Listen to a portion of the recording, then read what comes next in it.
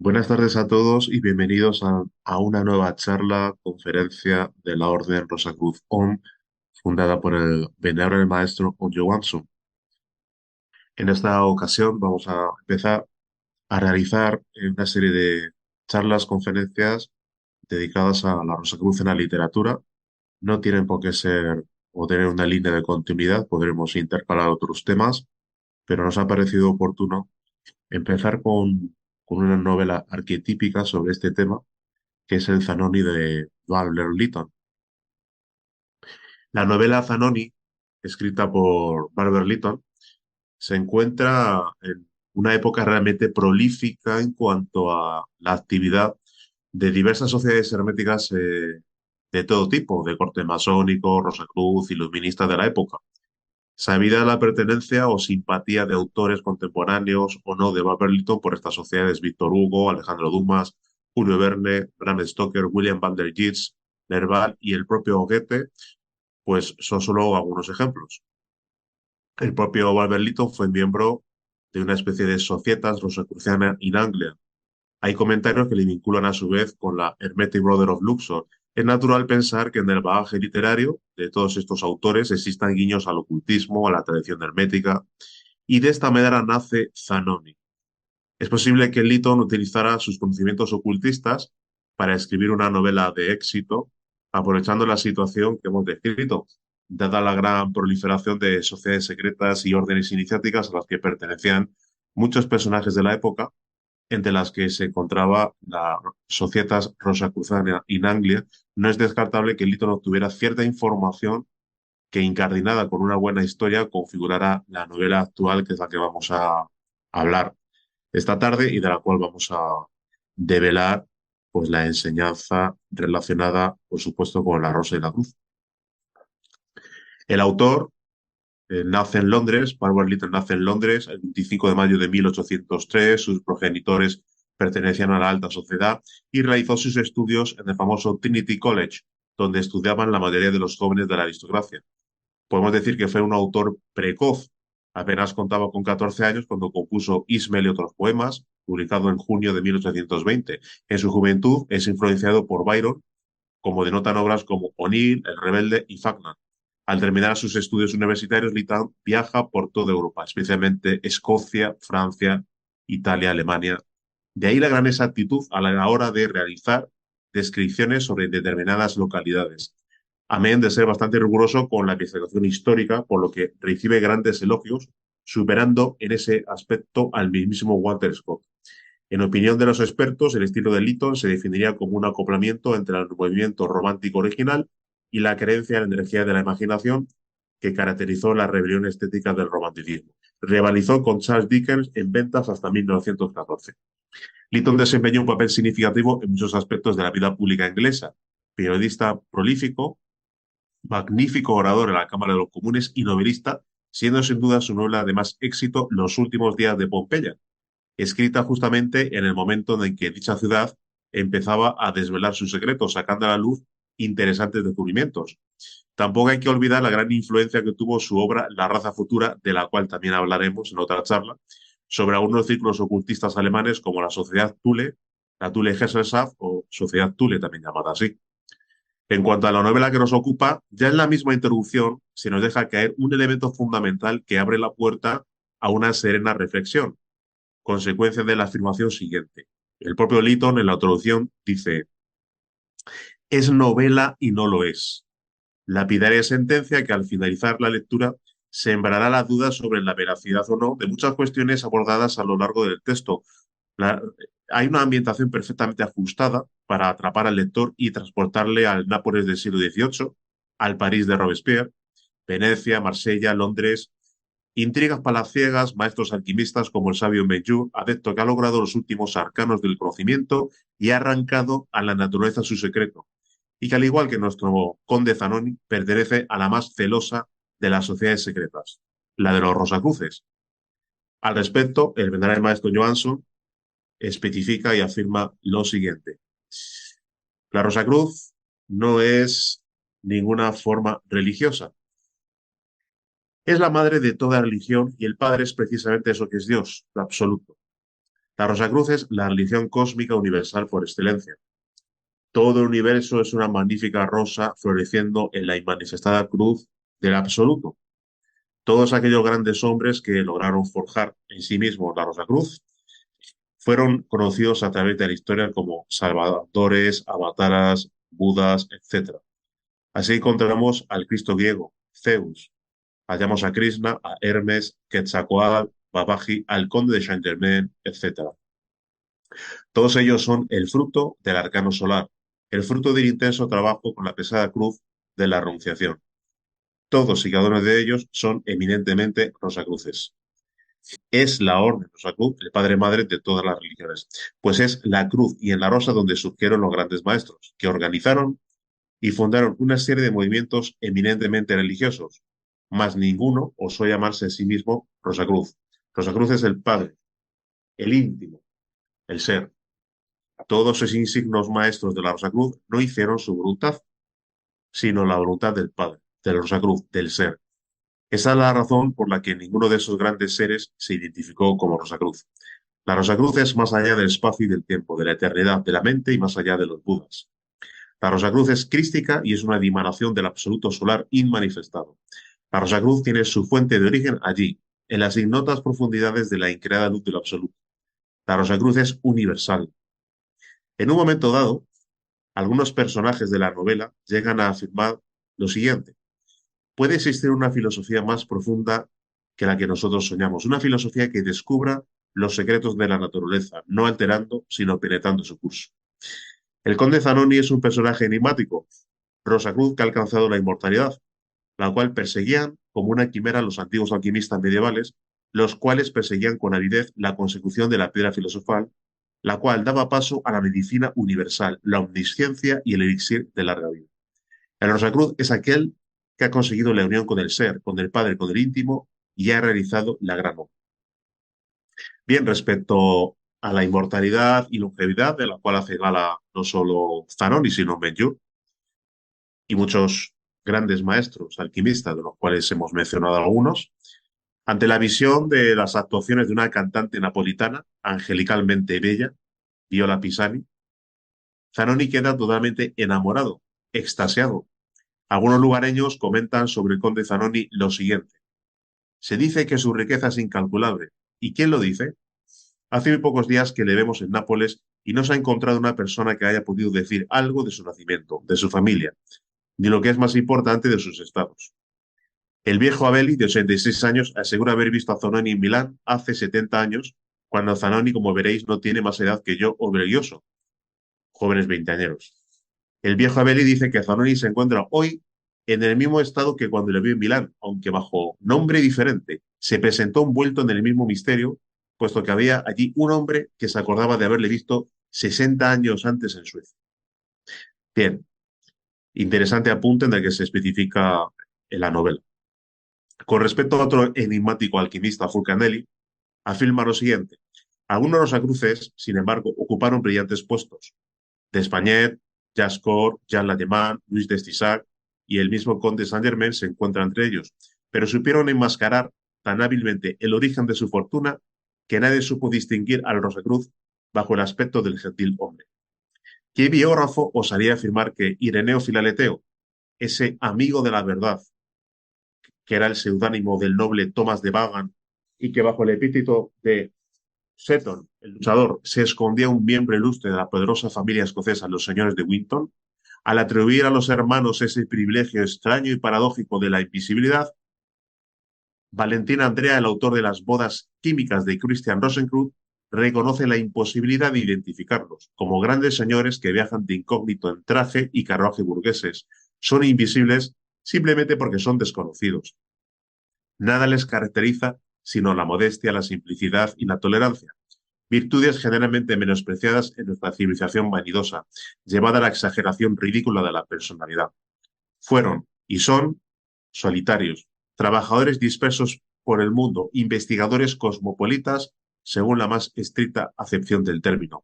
Resulta que la Rosacruz no es en absoluto un grado, sino tan solo la consagración de sus trabajos secretos y de la experiencia, luz positiva, cuya existencia les había revelado una fe viva.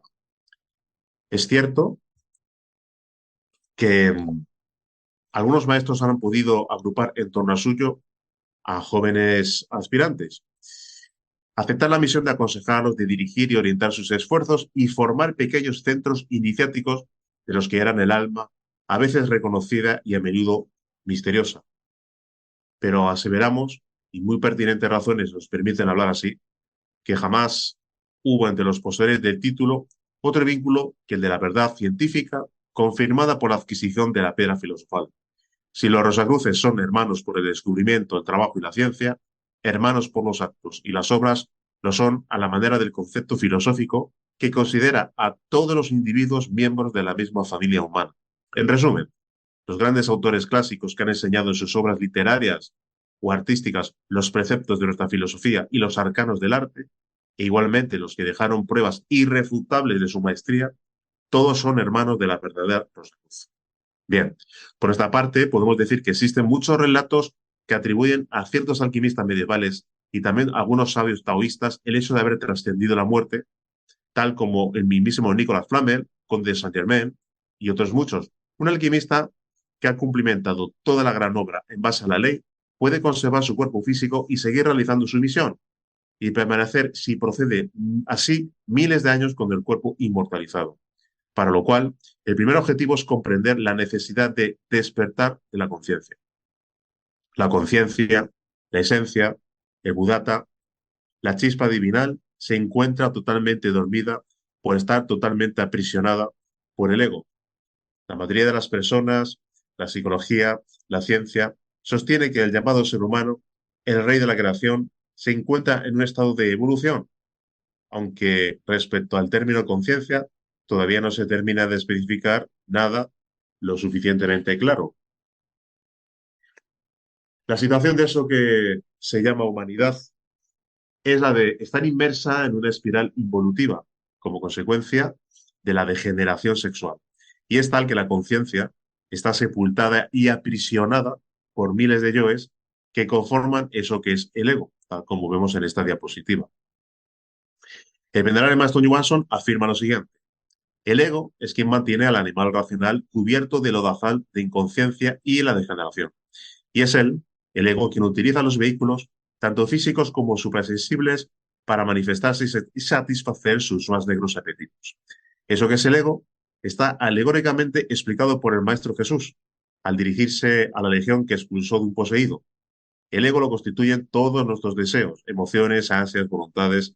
El ego lo conforman todos nuestros vicios, pecados, virtudes, defectos, cualidades. Todo lo que la criatura hace no es más que la voluntad del ego. El animal racional es simplemente ego, legión de yoes, malignos, bestiales, hipócritas, cínicos, viciosos, virtuosos, inteligentes, religiosos, ateos, etc. Todo lo que se manifiesta en el animal racional es solo ego. El animal intelectual es un vehículo de expresión del ego. Sin embargo, encontramos todavía en eso que es el ego algo que se manifiesta a través de, en su momento, cuando se realiza lo que es la cristificación, algo divino, algo extraño y que potencialmente da lugar a la constitución realmente del verdadero hombre. Es eso que es la conciencia. Ahí en las profundidades tenebrosas de eso que es el ego, encontramos una chispa divina, la encontramos el budata o conciencia. Hemos afirmado claramente que el animal racional es un trío de materia, energía y ego. Materia por su constitución pluridimensional de cuerpos naturales que van desde el físico hasta el causal, sumando 5 cuerpos en total. Energía por la diversidad de modalidades energéticas que posee cada uno de los cuerpos. El ego de nada tiene de divino. El ego es simple y llanamente un conjunto de valores ya positivos o negativos. Esos valores son los que en forma definitiva reciben el calificativo de yoes. El ego está compuesto por infinidad de yoes y los yoes son legión. El maestro Rosacruz, como consecuencia de la vivencia de los 5 valores, ha despertado conciencia, ha despertado el fuego sagrado de Kundalini, ha eliminado con el fuego sagrado los yoes y ha cristificado sus cuerpos. El venerable maestro Johansson afirma, solo en base a las constantes transmutaciones del Enseminis se logra despertar conciencia, crear los cuerpos internos de naturaleza crística y vestidos de boda, llegar a la sublime gran boda alquímica de las almas gemelas para luego, siendo uno del Padre, sumergirnos en la increada luz del absoluto. Bien, es obvio que algunos alquimistas, al despertar determinadas sospechas respecto a sus actividades relacionadas con la enseñanza, ya sea la divulgación de esta o precisamente el hecho de haber trascendido la muerte, tuvieron que cambiar de identidad y de ubicación repetidamente. Nicolas Flamel fue visto 300 años después de su hipotética muerte en la Ópera de París, según se afirma por parte de algunos autores. Veamos el relato del escritor Ninian Bres en la obra El cuervo mentiroso. Era de estatura algo más que mediana, algo encorvado por el peso de los años, pero con paso aún firme y mirada clara. Su complexión era extrañamente ligera y transparente como alabastro fino. Tanto él como la mujer que lo acompañaba, evidentemente su esposa, aunque parecía imperceptiblemente mayor y más decidida, estaban vestidos en un estilo que parecía pasado de moda solo unos años y sin embargo tenían un aire indefinido de antigüedad. Yo me hallaba semioculto en un pequeño arco cerca del final del Boulevard del Temple. Mis manos estaban manchadas de ácido y mi abrigo hedía a horno. Cuando la pareja llegó al lugar donde me hallaba, Flamel me miró y parecía a punto de hablar, pero Pernille lo obligó a seguir y casi inmediatamente se perdieron en la multitud. Me pregunta por qué estoy tan seguro de que se trataba de Nicolas Flamel. Le diré que he pasado muchas horas en la Biblioteca Nacional, repasando el libro de Abraham el Judío. Observe cuidadosamente el primer lado de la quinta hoja y allí, en el rincón inferior derecho de la ilustración de los que buscan oro del jardín, verá la cara que examinó la mía aquella noche en el Boulevard del Temple y que aparece en mis sueños desde entonces.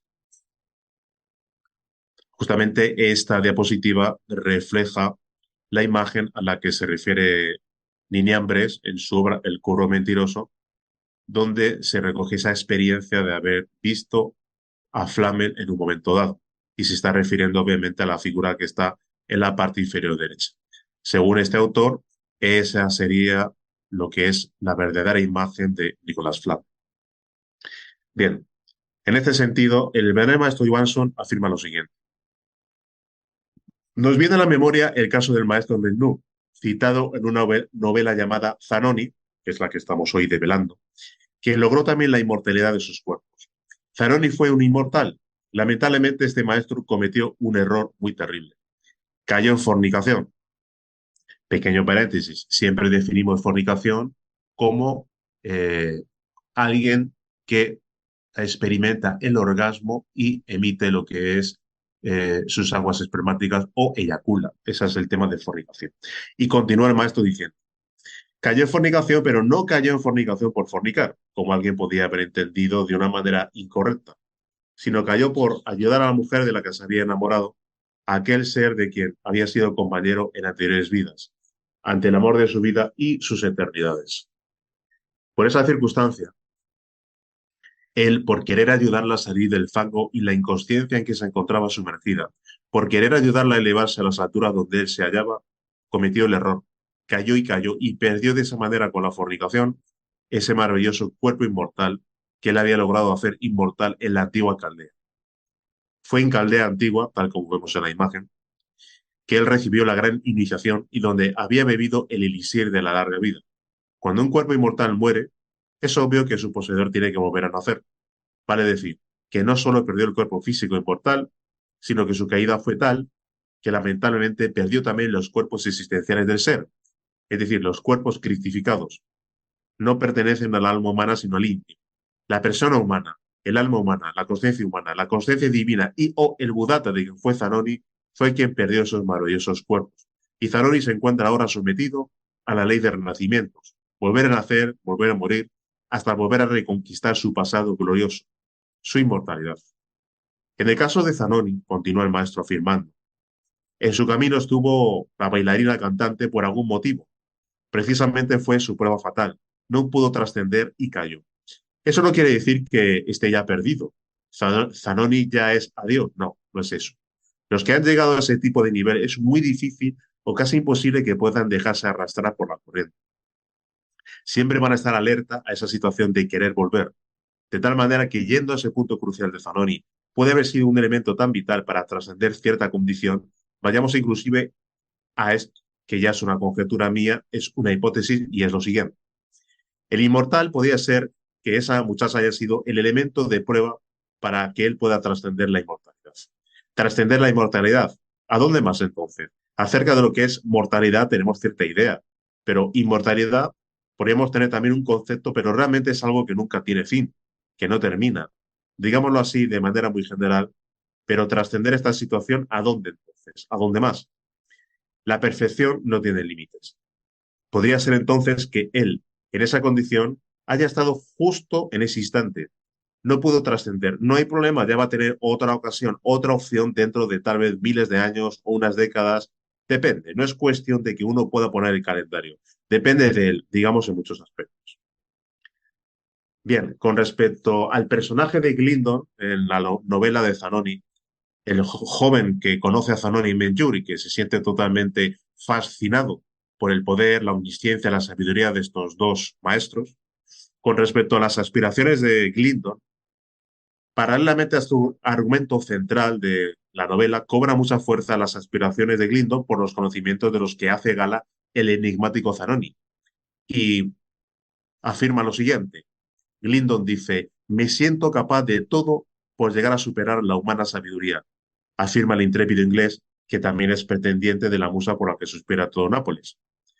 Lo misterioso, lo desconocido, hacen vibrar esa nota interior que ha permanecido sin ser tañida mucho tiempo. Y eso provoca en su corazón el ansia por querer conocer, saber, arrancar el secreto, ser iniciado en los misterios, robar el fuego de Prometeo. Y el joven Glindon, al ser consciente de la sabiduría del conde Zanoni, afirma lo siguiente. Siento en mi corazón un deseo más ardiente que el amor, el deseo de sobrepujar a mi especie, el deseo de penetrar y de participar del secreto de vuestra existencia, el deseo de un conocimiento sobrenatural y del poder que poseéis. Ya estoy decidido. ¿Cuál es, pues, el misterio que os rodea? ¿Sois efectivamente diferente de los demás hombres? ¿Habéis salvado los límites de los legítimos conocimientos? Desde mi infancia he tenido el presentimiento de que en mi vida me estaban reservados extraños misterios. Pues bien, respecto a esa nota interior, respecto a esa inquietud que experimenta el joven Glindon por la sabiduría, el venerable maestro Johansson afirma lo siguiente. En toda criatura humana que no esté definitivamente perdida y que tenga todavía tiempo para regenerarse, es decir, regenerar sus cuerpos crísticos, encontramos que posee muy dentro, allí, en las ignotas profundidades del ego, eso que es lo divinal, al Buda. Mas el Buddhata que encontramos no tiene siquiera una imagen de lo que fue en sus orígenes. Ahora lo encontramos completamente inconsciente, dormido por las influencias malignas del ego, y encontramos en el Buddhata no esa magnífica luminosidad ígnea del principio, sino una ligera y débil luz, y observamos que eso que es la legión, los yoes, ha logrado apoderarse de una porción, de un porcentaje indeterminado, de un poco de conciencia y la ha integrado a sí mismo. Todos y cada uno de los yoes han robado parte del Buddhata y lo mantienen prisionero. El núcleo central, la unidad trínica, ha quedado depositada en las profundidades del ego y sin tener ninguna noción de lo que ocurre. El Padre envía constantemente sus impulsos a la conciencia para despertarla y ayudarle a salir de la cárcel en la que se halla prisionera. A veces esos impulsos son recibidos y captados por el Buddhata. Y es entonces cuando la persona manifiesta ciertos deseos de buscar la verdad, de encontrar a Dios, de perfeccionarse, etcétera, y camina por la ancha avenida de la vida. Y si tiene el merecimiento o suerte de encontrarse con los maestros de la Logia Blanca, empieza el cultivo de sí mismo con el despertar de su conciencia, el conocimiento de sí mismo, la transmutación de la simiente sexual, intenta sentir amor, hacer el bien, etc. Si realmente el Buddhata ansía llegar a la liberación de sí mismo, si anhela llegar al Padre y fusionarse con él, iniciará la cruenta batalla contra el ego y luchará por todos los medios hasta lograr su emancipación interna. La chispa divina Buddhata, cuando recibe los impulsos del Padre, reacciona generalmente en forma positiva y es entonces cuando inicia su búsqueda y siempre encuentra el sendero que le llevará hasta los brazos del Padre bien amado y de la Divina Madre. El Buddhata, en todas y cada una de las existencias terrenas, encuentra siempre un vehículo de expresión de la Logia Blanca y puede encaminarse en él. Las enseñanzas de la Rosa Cruz son las mismas enseñanzas de todo iniciado maestro del fuego y la luz. Todos los grandes hombres, maestros como Jesús, el Buda, Krishna, Hermes, Moisés, enseñaron la Rosa Cruz como punto de partida fundamental para iniciar el retorno a la luz. No hay ninguna diferencia en toda la enseñanza. El conocimiento es el mismo. Lo único que varían son las formas de expresión. Las supremas aspiraciones a la iniciación solo las tiene el Buddhata. Es el Buddhata quien tiene como suprema meta de su esforzado trabajo la anhelada unión con el íntimo, ser uno en él. Bien, en la novela hay una escena bastante interesante. Es una novela que se desarrolla pues, en lo que es el Vesubio, que como bien vemos, pues prácticamente preside en esta magnífica foto pues, lo que es Nápoles, ¿verdad? Bien, a lo largo de la novela, Glindon, el aspirante a la sabiduría de Rosacruz, y sus escépticos y socarrones amigos pretenden escalar el Vesubio para contemplar su erupción, con el peligro que conlleva en cuanto a la lava volcánica, los gases tóxicos, y la escena transcurre de la manera siguiente. La otra noche acompañé una expedición de varios ingleses. Una señora se dejó olvidado en lo alto de la montaña un libro de memorias en el cual había hecho algunos dibujos y me ofreció una buena suma si quería irse a buscar y llevarse a Nápoles. Por la tarde subí a la montaña y hallé efectivamente el librito en el mismo sitio, pero cuando iba a volverme vi una figura que me pareció salir del mismo cráter. El aire era tan pestilencial que parecía imposible que una criatura humana fuese capaz de respirarlo y vivir. Me quedé tan sorprendido que por un buen rato me estuve quieto como una estatua hasta que aquella figura, pasando por encima de las ascuas, vino a ponerse enfrente de mí. Era un semblante bello, pero tan terrible que su aspecto no tenía nada de humano. Sus ojos se dirigían al cielo como si hiciera alguna plegaria, y pasando por mi lado precipitadamente, cruzó una corriente de lava encendida, desapareciendo al otro lado de la montaña. La curiosidad me hizo audaz y quise probar si podía aguantar la atmósfera que había respirado aquel viajero. Y a pesar de que no adelanté más que unos 30 pasos hacia el sitio donde él apareciera, primeramente me vi rechazado por un vapor que estuvo a punto de asfixiarme. Cáspita, desde entonces escupo sangre. Apostaría cualquier cosa a que os figuréis que este rey del fuego era Zanoni. Bien, en esta parte de la novela constatamos a un Zanoni, auténtico maestro Cruz, caminando por encima de la lava, como si fuera un tranquilo riachuelo de tranquilas aguas, sin sufrir daño, ni la más ligera quemadura, y atravesar sin inmutarse una zona repleta de gases tóxicos emanados por el cráter, totalmente sin inmutarse. Pues bien, al respecto, el venerable maestro Johansson afirma lo siguiente: el hombre, ese maravilloso ser desconocido, apenas sí se molestaría por el impacto de la energía atómica. El animal racional carece de energía desarrollada y solo encierra en sí cierto potencial energético con posibilidades de desarrollo. El hombre ha despertado y desarrollado completamente todo aquel gran potencial energético que lo hace invulnerable a la radiación atómica. El verdadero hombre es un acumulador de energía solar y su constitución está plenamente desarrollada en base a esa energía que viene incesantemente del Sol y que se deposita en las profundidades de su organismo. Si la vida se manifiesta bajo múltiples y diversos aspectos gracias al agua primigenia de toda creación, en todo el sistema solar y en todo el macrocosmos, de la misma manera, en el microcosmos hombre, no en el animal racional, sino en el microcosmos hombre, en aquel que se ha realizado, la vida se manifiesta en la fuente viva de sus aguas espermáticas, de su enséminis, de su simiente divina. La energía sexual es más que una modalidad de la energía solar, es energía divinal. Si la criatura humana se asimilase en sí la energía contenida en su simiente sexual, se convertiría en un hombre solar, y este hombre se vería inmune a toda aquella derivación de la energía atómica. Un hombre solar puede pasearse entre los letales depósitos del uranio, así como por aquellos lugares donde se almacenan o desechan los residuos atómicos sin sufrir molestia alguna, menos daño o contaminación. Un hombre solar como tal es superior a todas las formas de manifestación energética. Él es energía solar encarnada. La simiente humana es divina, es solar, y en ella se hallan latentes todas las potencialidades que posee un hombre. La criatura humana desconoce completamente todo el poder divino que se haya contenido en su simiente. Desconoce todo aquel potencial de vida que se haya encerrado en su ensémenes.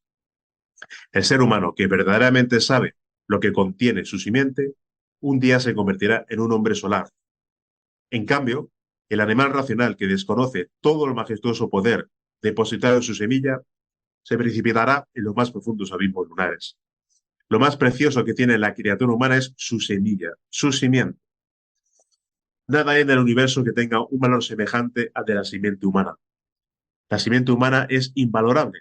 La simiente humana es energía solar, latente. Basta saber cómo desarrollar todo el potencial energético contenido en el Enseminis para transformarnos completamente, convertirnos en seres humanos y lograr nuestra realización como hombres reales y auténticos. La energía sexual es la fuerza más poderosa que posee dentro de sí todo ser humano. Todo eso es obra de la energía sexual sabiamente utilizada. La fuerza más poderosa del cosmos no es la energía atómica, sino la energía solar, y la simiente humana se haya constituida por esa magnífica fuente de energía solar. Bien, en cuanto al potencial energético contenido del Géminis, este se puede desarrollar mediante las prácticas de transmutación alquímica de energía sexual. Al final de la charla indicaremos unas cuantas. Toda la enseñanza de la transmutación sexual, dice y afirma Venerable Maestro Johansson, constituye y constituye en todo colegio de iniciados el pilar fundamental para la constitución del templo, donde se ofician las bodas alquímicas. La transmutación sexual logra, con el ejercicio de la voluntad consciente, modificar, cambiar totalmente, transformar íntegramente la simiente humana, transmutándola de materia semisólida y semilíquida en energía. La transmutación sexual es la ciencia de la castidad. Entended que nos referimos a castidad, no a celibato. Solo si se vive una verdadera transmutación sexual se logra la auténtica castidad solar. Precisamente, uno de los personajes de la novela, Menyu, el maestro iniciado de Glindon, el maestro iniciador de Glindon, afirma: los llamados magos de todos los países y de todas las edades han insistido sobre la necesidad de la castidad y de la contemplación. Bien, con la constante transmutación alquímica se logra proporcionar a la conciencia el elemento necesario que le permite despertar. La conciencia despierta precisa de energía para mantenerse despierta, para desarrollarse, y esta energía la obtiene de la simiente transmutada. La regeneración sexual es posible gracias a la transmutación de la simiente humana. La más importante regeneración que se logra gracias a la transmutación sexual es la transformación integral de la conciencia. Transmutación es cambio, transformación, revolución. Transmutación sexual es cambio consciente de la mecanicidad y rutina bestial en acto voluntario y controlado íntegramente. Es transformación de la materia caótica en energía pura, ígnea, radiante, con cuyo poder divinal realizamos la más grande de las revoluciones, la revolución de la conciencia. Bien, el aspirante a Rosa Cruz en la novela, el joven Clinton, se convierte en discípulo del maestro Menjur, y en un momento dado de la novela se hace mención del espectro del umbral, o dicho de otra manera, del guardián del umbral, que se aparece ante un atemorizado Glindon, pues el espectro que se presenta ante sus ojos le hiela la sangre y aterrorizado cae desmayado. Bien, pero veamos qué es lo que afirma, qué es lo que nos transmite el venerable maestro Johansson acerca de los guardianes del umbral. Y el maestro dice lo siguiente: para poder llegar a los pies del iniciador, debe el aspirante vencer a los terribles guardianes del umbral. La terrible personificación del ego se halla en eso que en ocultismo se conoce como el guardián del umbral. Este tiene su manifestación real en cuatro aspectos, a saber: primer guardián del umbral en el mundo físico. El guardián del umbral o ego lo que quiere es satisfacerse plenamente con todos los vicios habidos y por haber. Esa es la razón por la que el gusano racional busca situaciones que le permiten entrar en contacto con el vicio, los placeres mundanos, la fornicación, las primeras butacas, los aplausos, las situaciones de mando, poder, respeto, la alabanza, el dinero, las riquezas. Es el guardián del umbral quien esclaviza a la conciencia, sumiéndola en la más horrenda pesadilla de degeneración: alcohol, prostitución, droga, delito, religión, fornicación, adulterio, incesto, etc. En este mundo tridimensional, quien está despierto es el ego, el guardián del umbral. Y es él, esta horrible larva, quien utiliza su cuerpo físico del animal racional para la satisfacción de sí mismo. Quienes son capaces de vencerse a sí mismos en este plano físico, en este cosmos tridimensional, quienes son capaces de rechazar la tentadora copa de la degeneración, de separar en sí mismos y de sí mismos todos aquellos elementos de vicio, de evitar la autocompasión, el miedo, la gula y todos los pecados capitales, e incursionan en el sendero de la vida, la muerte, el amor, la libertad y la sabiduría, es porque han logrado vencer al guardián del umbral en el plano físico. El segundo guardián del umbral en el cosmos astral: cuando el aspirante a la Rosa Cruz ha vencido a las pruebas elementales y a su propio guardián del umbral en el mundo físico, tiene entonces que pasar la terrible prueba del guardián del umbral en el cosmos astral. Tercer guardián del umbral en el cosmos mental: vencido el guardián del umbral en el cosmos astral, el aspirante debe prepararse para la gran batalla con el gran guardián del umbral. Esta terrible batalla, más violenta y grave que la anterior, se realiza en el cosmos mental. Cuarto guardián del umbral en el cosmos causal: derrotado el gran guardián del umbral en el cosmos mental, el aspirante a la iniciación debe enfrentarse en el cosmos causal con el más terrible de los guardianes, el gran guardián del umbral mundial. Echa la invocación correspondiente y siempre precedido de huracanes electromagnéticos, vibraciones candentes, tempestades tenebrosas, hace su aparición el gran guardián del umbral mundial. Un frío de muerte corre la espalda del temerario invocador. Un breve momento de recuerdo. Los anteriores guardianes del cosmos, astral y mental, eran en realidad niños ante la imponente figura del demonio de la mala voluntad. Bien, dicho esto por parte del maestro, por nuestra parte podemos afirmar que el ego es el enemigo ancestral y hay que aniquilarlo. El aspirante debe alcanzar el despertar de la conciencia y posteriormente el despertar de Kundalini, el fuego sagrado, la simbólica espada Excalibur, para poder eliminar los yoes. Respecto a Kundalini, el Belén Maestro Johansson afirma lo siguiente: es la energía sexual, la energía solar concentrada en la simiente, la única que puede despertar en la criatura humana todo aquel gran potencial encerrado en el hueso coxigio, cuyo bendito nombre es Kundalini. La divina madre Kundalini es la misma bendita madre de Jesús el Cristo. Es María, la Inmaculada, la siempre virgen, virgen en la concepción, en el parto y después del parto. Ella se nutre con la energía sexual y ella es la madre de la energía sexual. La divina madre es la madre del Sol Cristo. Ella espera el instante supremo de su despertar para levantarse victoriosa sobre la vara maravillosa que sostiene el organismo planetario, la columna vertebral. Bien, a lo largo de la novela se detallan otra serie de aspectos relacionados con la enseñanza de Rosacruz. Respecto a las dificultades del sendero de Rosacruz, Menjur afirma: por uno que tenga que alcanzar estos secretos, pueden perecer millones en el camino. Se ha de pasar por unas pruebas que no pueden resistir sino las naturalezas privilegiadas. Con respecto a esto, el Maestro Johansson afirma: mientras más adversidades os asedien y os mantengáis sereno, apacible, indiferente, lleno de tranquilidad y todavía os halléis capaz de sonreír, entonces estaréis preparado para mirar frente a frente y lleno de dominio a los elementos que os arrebaten vuestro firme pisar. La castidad es la regla primordial que hay que observar para poder atravesar todo ese ígneo sendero de adversidades y catastróficas calamidades que se le presentan al candidato a la iniciación. Quien avanza en el sendero haya más y más pruebas que aprobar y bastantes obstáculos que vencer. De iniciación o a la iniciación solo llegan los fuertes. Los débiles perecen en el camino. Mientras más pruebas os asedien, mejor, pues habréis ingresado en el gimnasio psicológico más formidable que se conoce, la adversidad. Debemos ser duros con nosotros mismos, pero debemos ser plenos de comprensión y tolerancia ante la debilidad del prójimo. Los cielos solo son conquistados por los fuertes, para los débiles, el abismo. En cuanto a la determinación, el joven Glindon afirma: un poder superior a mi voluntad, cuya influencia no puedo resistir, me impele adelante y seguiré hasta el fin la extraña carrera que he emprendido. Así debe ser el aspirante de Rosacruz, con una determinación inquebrantable, sin desánimo ni desmayo, trabajando interiormente y caminando en el estrecho sendero hasta lograr la consecución de la gran obra de la alquimia esotérica.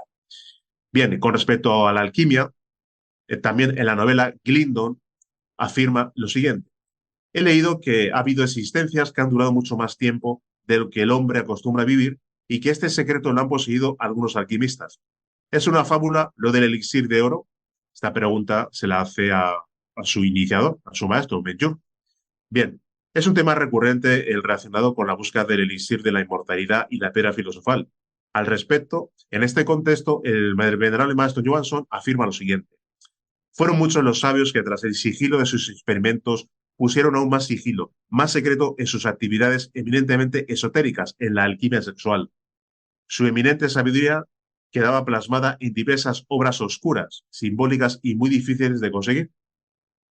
Diversos autores compilaron la oscura enseñanza en gruesos volúmenes, aún más oscuros que los primeros: simbolismo, fórmulas, claves, axiomas incomprensibles, tablas enigmáticas, ocultaban la clave máxima para la transmutación alquímica. Sin pretender olvidarnos de ciertos alquimistas de real valía, solo vamos a citar al célebre Paracelso, quien realmente conoció la ciencia de la alquimia, la ciencia de las transmutaciones. Sus obras son realmente un profundo pozo de sabiduría, sus fórmulas espagíricas ocultan la clave suprema de la transmutación integral. Es bebiendo de esa fuente inagotable de sabiduría que inquietos buscadores de la verdad intuyeron los enigmáticos símbolos, el modus operandi de la alquimia sexual.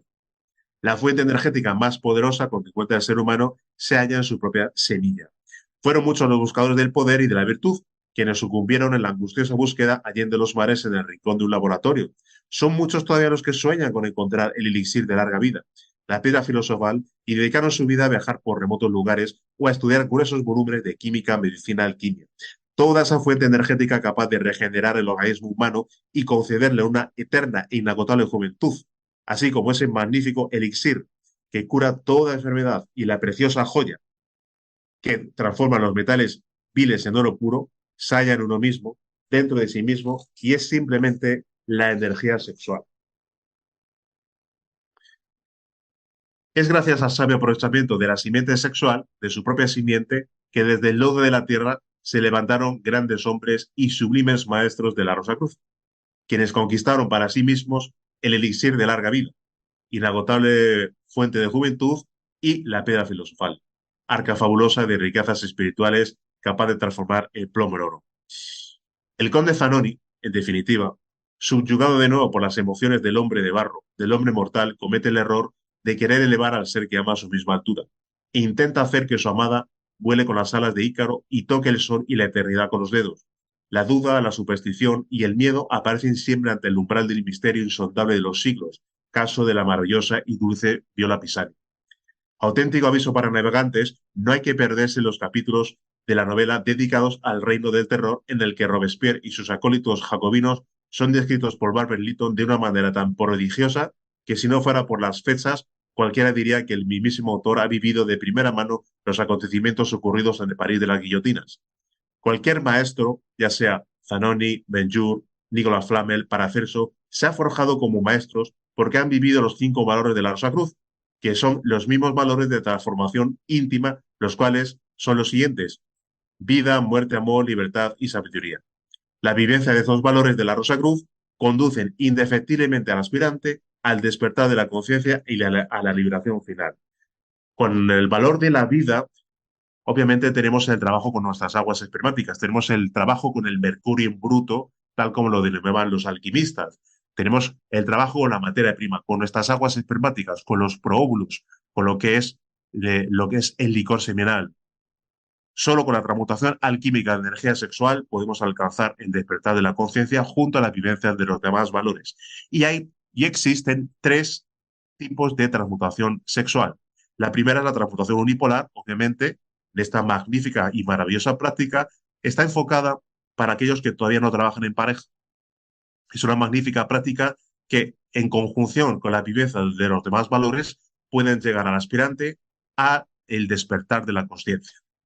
La transmutación unipolar especifica pues, una práctica sencilla en la cual pues, se realizan una serie de mantras junto con una visualización y se visualiza cómo el fuego asciende por los canales Ida de Pingala hasta el cerebro y hasta el corazón, tal como se ven en esta imagen.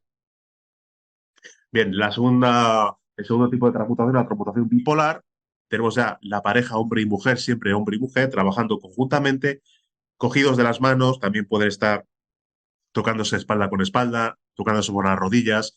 Es una especie de antesala al tercer tipo de transmutación que ahora veremos. En este tipo de transmutación, la transmutación bipolar, todavía no hay conexión sexual. Cada miembro de la pareja realiza, cada uno de por sí individualmente, la práctica de transmutación unipolar y se establece una corriente energética, una adecuación energética, un intercambio bioelectromagnético entre los miembros de la pareja. Por último, el tercer tipo de transmutación, lo que es el secreto secretorum, lo que constituye el secreto secretorum de todos los tiempos y lugares, lo constituye el famoso arcano solar. Tiene el tercer tipo de transmutación integral, distintas denominaciones o sinónimos. La primera ya la hemos dicho, transmutación integral, arcano solar, arcano real, arcano AZF.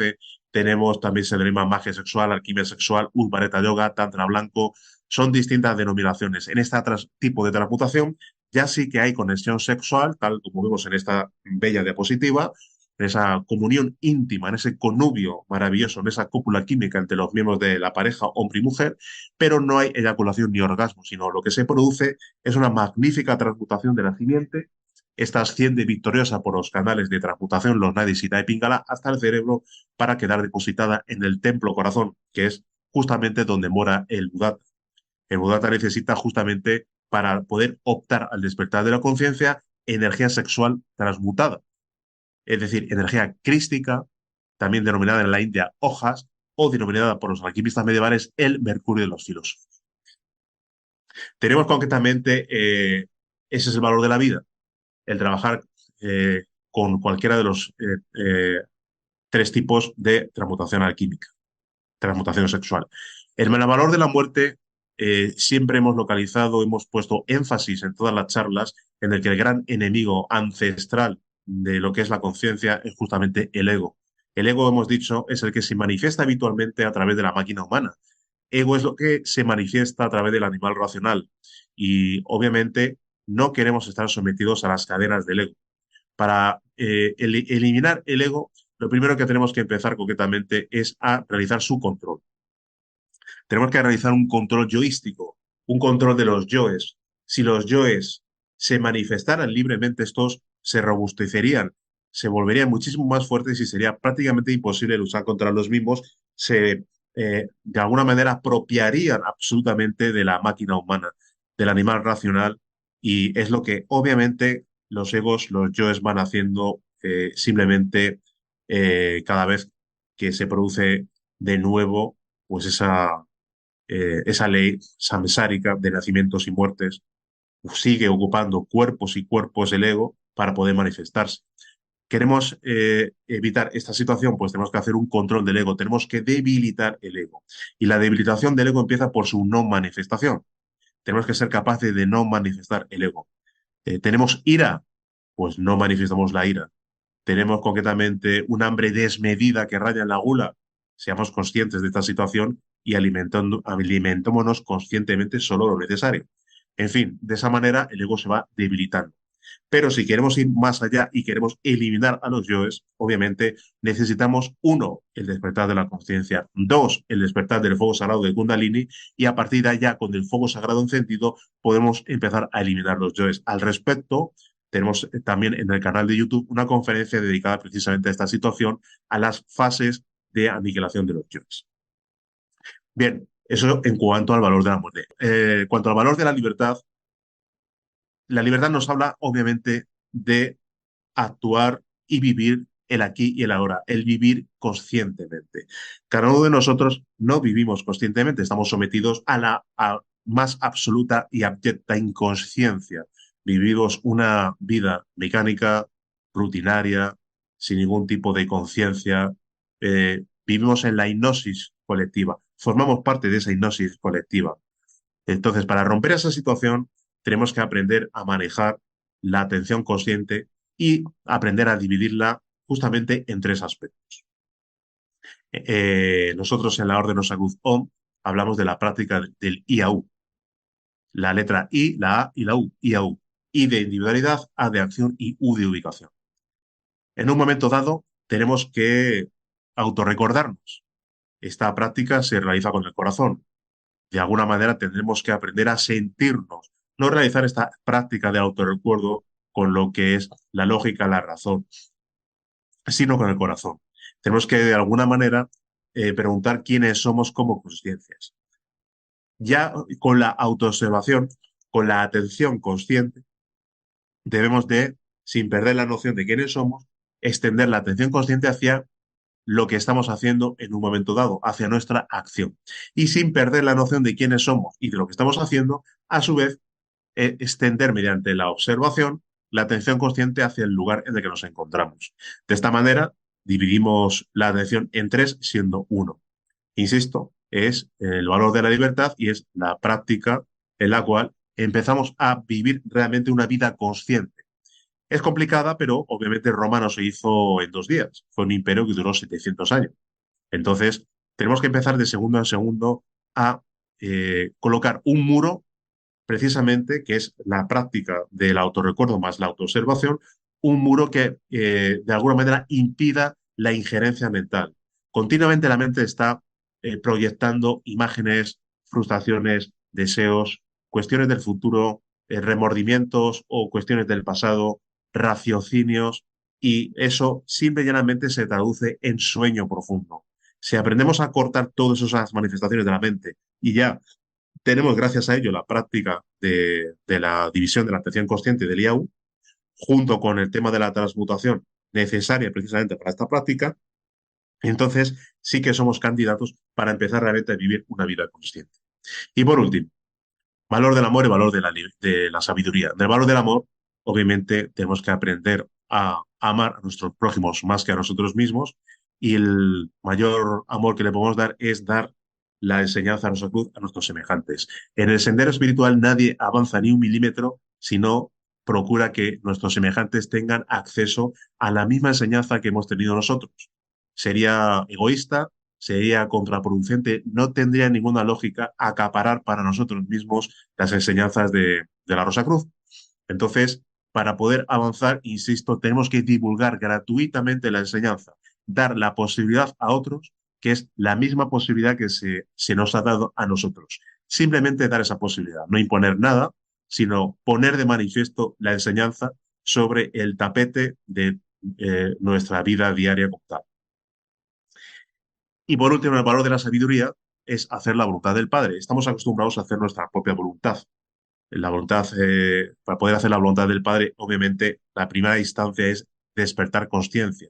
Nosotros tenemos que sentir en todo momento a nuestros divinos padres, tenemos que acudir a ellos para cualquier práctica y sentirnos en todo momento. Pues bien, resumiendo, vida, muerte, amor, libertad, sabiduría. Todos estos valores que hemos explicado, que son justamente los mismos valores que se han dado en todas las épocas, en todas las culturas, mediante un vehículo de expresión u otro, conducen, si se viven, al despertar de la conciencia y a la autorización, a la unión con el íntimo, a la liberación final y, si así lo quiere la ley, a unirnos directamente a lo absoluto. Pues bien, hasta aquí hemos llegado en cuanto a la revelación de la novela Zanoni. Ya hemos comentado que un poquito más adelante hablaremos de otra de las novelas de Robert Litton, que es La raza futura, donde hablaremos precisamente de lo que se habla ahí, de la civilización intraterrena, del Brill, etcétera, etcétera. Y bueno, emplazo a todos los amigos a la otra charla. Deseándoles a todos un buen fin de semana y volviéndoles a dar las gracias por su asistencia. Buen fin de semana a todos, buen fin de semana a ti, Laura, gracias a ti también, Laura, y un abrazo para todos. Hasta pronto, amigos.